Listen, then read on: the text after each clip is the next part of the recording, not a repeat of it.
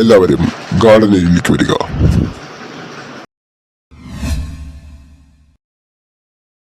സമ്പാദിക്കാത്ത കുറച്ച് സ്വത്തുണ്ടല്ലേ, എല്ലാരും കൂടെ അധ്വാനിച്ചൊരു മുതല് സാറിന് സ്വന്തമായിട്ട് വീഴണമെന്ന് വിചാരിച്ചാ അത് കുറച്ച് കൂടുതലല്ലേ സാറേ? അതുകൊണ്ട് സാറിന് കിട്ടിയ മുതലിന്റെ പകുതി ഞങ്ങൾക്ക് കിട്ടിയത് മുഴുവൻ ദേഹത്തുണ്ടോ? പകുതിയാക്കണ്ട, മൊത്തമായിട്ട് തന്നേക്കാം. രാജീവൻ സാറല്ലേ? സാർ SP ഓഫീസ് വരെ ഒന്ന് വരണമായിരുന്നു. രാജീവൻ ഏത് ബാങ്കിലെ അക്കൗണ്ട്? SSB. ഗൾഫിനോ? അവിടെ തന്നെ. പിന്നെ എന്തിനാ രാജീവൻ എന്ന ISFC ബാങ്കിൽ പോയത്? ഈ പറഞ്ഞ രാജീവൻ ഇതാദ്യമായിട്ടല്ല വാർത്തകളിൽ നിറയുന്നത്. ഇതിനു മുന്നുള്ള സെക്യൂരിറ്റിനെ ലിഫ്റ്റിലിട്ട് താനിങ്ങനെ എന്നും ഓരോ പ്രശ്നങ്ങൾ ഉണ്ടായിക്കൊണ്ടോ ഞങ്ങൾ പോലീസുകാർ പെട്ടുപോലോ. എന്ത് ചെയ്യാനാ സാറേ, കയ്യിലിരിപ്പ് പണ്ടേ കുറച്ച് മോശം. എടാ, ബാങ്കിൽ നിന്ന് ഇറങ്ങി കഴിഞ്ഞാൽ ക്യാഷ് ഔട്ട് കറങ്ങി തിരിച്ചടക്കാൻ പറ്റില്ല. ഇവിടെയൊക്കെ പൈസ വെക്കുന്നത് സേഫ് ആണോ? ഞങ്ങൾ പിന്നെ അമ്മരെ ചേസ് ചെയ്ത് 2 ദിവസമായിട്ട് അമ്മമാരുടെ പുറകെ നടക്കുക സാറേ.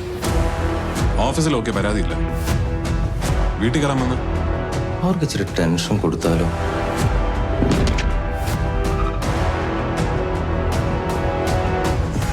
എനിക്കൊരു മിസ്റ്റേക്ക് പറ്റി, അത് ഞാൻ തന്നെ കറക്റ്റ് ചെയ്തോളാം. പക്ഷെ എങ്ങനെ കറക്റ്റ് ചെയ്യുന്ന നീ പറയുന്നേ? നിന്റെ ഈ മിസ്റ്റേക്കില്ലേ, ഇത് ഇവിടുത്തെ പോലീസുകാർക്ക് എല്ലാവർക്കും മനസ്സിലായിട്ടുണ്ട്. അയാൾക്കൊരു ഫാമിലി ഉള്ളതാണ്. മൈ ഫാമിലി, മൈ കിഡ്സ്, അതൊക്കെയാണ് എന്റെ വലിയ കാര്യം. രാജീവൻ ഒരു ക്രിമിനലാണ്, അത് മീരയ്ക്കും അറിയാവുന്ന കാര്യമാണ്. രാജീവിനൊന്നും പറയാനില്ലേ? സർ, അതിനി എന്താണെങ്കിലും ഞങ്ങൾക്കൊന്നും അറിയില്ല. അയാളോട് കൂടുതൽ അബദ്ധങ്ങളൊന്നും കാണിക്കാതെ സറണ്ടർ ചെയ്യാൻ പറ. എന്നിട്ടെന്താ, പപ്പയുടെ കൂടെ അടികൂടാൻ വന്നവരായിരുന്നു. ഇപ്പൊ ജീവനോടില്ല.